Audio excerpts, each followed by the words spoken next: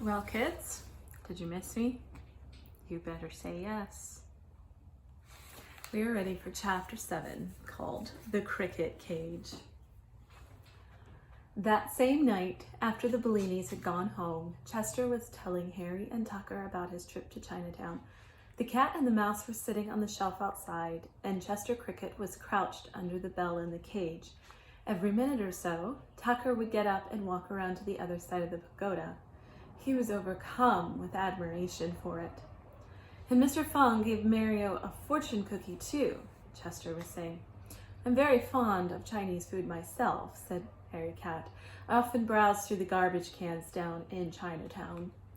Tucker Mouse stopped gaping at the cricket cage long enough to say, Once I thought of living down there, but those Chinese make funny dishes. They make soup out of birds' nests and stew out of shark fins.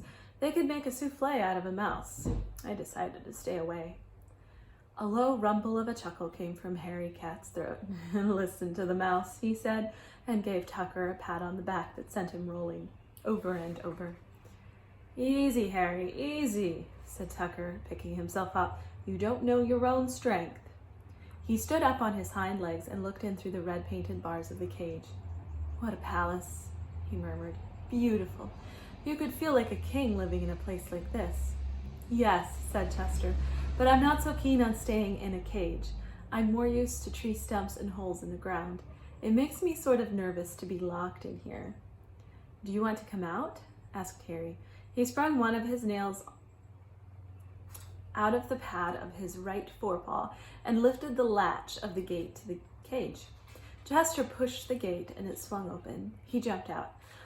Whew, it's a relief to be free, he said, jumping around the shelf. There's nothing like freedom. Say, Chester, said Tucker, could I go in for a minute? I was never in a pagoda before. Go right ahead, said Chester. Tucker scrambled through the gate into the cage and pranced all around inside it. He lay down, first on one side, then on the other, and then on his back. If only I had a silk robe now, he said, standing up on his hind legs again and resting one paw on a bar. I feel like the Emperor of China. How do I look, Harry? You look like a mouse in a trap, said Harry Cat. Whoa, that's pretty cool, actually. Every mouse should end up in a trap so nice, said Tucker. Do you want to sleep in the cage? Asked Chester. Oh, could I? Exclaimed the mouse. His idea of luxury was to spend a night in such surroundings. Sure, said Chester. I prefer the matchbox anyway. There's only one thing, said Tucker, stamping with his left hind leg. This floor is a little hard to sleep on. I'll go get a bunch of paper from the drain pipe, volunteered Harry Cat. No, it'll make a mess, said Tucker. We don't want to get Chester in trouble with the Bellinis. He hesitated.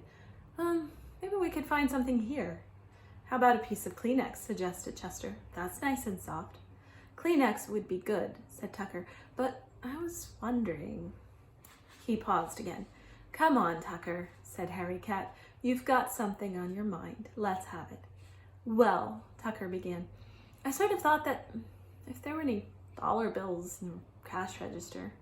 Harry burst out laughing. You might know, he said to Chester. Who but this mouse would want to sleep on dollar bills? Chester jumped into the cash register drawer, which was open as usual. There's a few dollars in here, he called up. Plenty to make a mattress, said Tucker Mouse. Pass some in, please.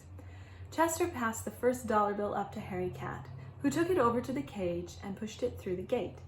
Tucker took hold of one end of the bill and shook it out like a blanket. It was old and rumply. Careful you don't rip it, said Harry. I wouldn't rip it, said Tucker. This is one mouse who knows the value of a dollar.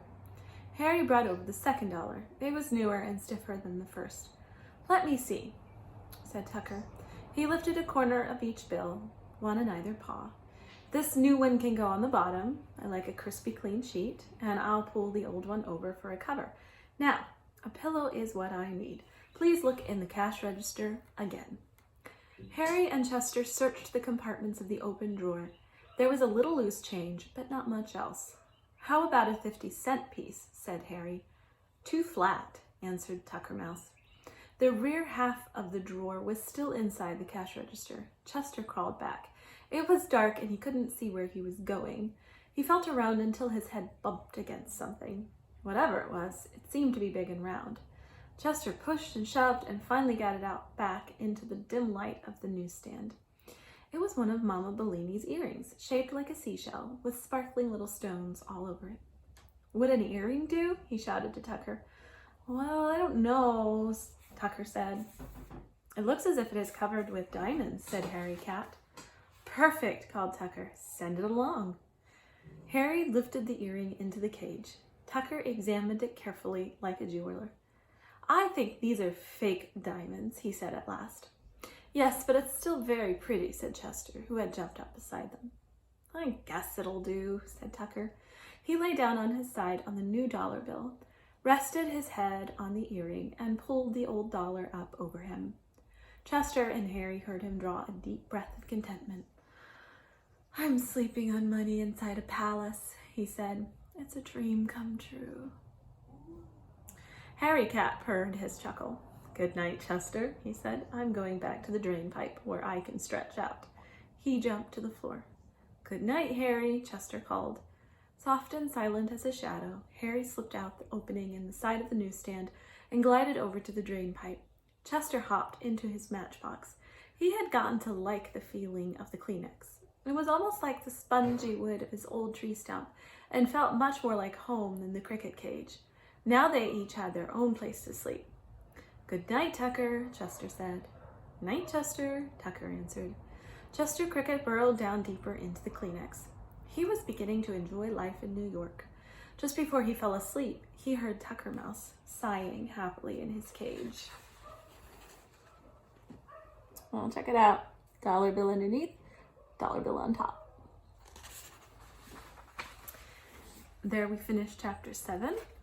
Chapter 8 is called Tucker's Life Savings, and we'll get to that presently.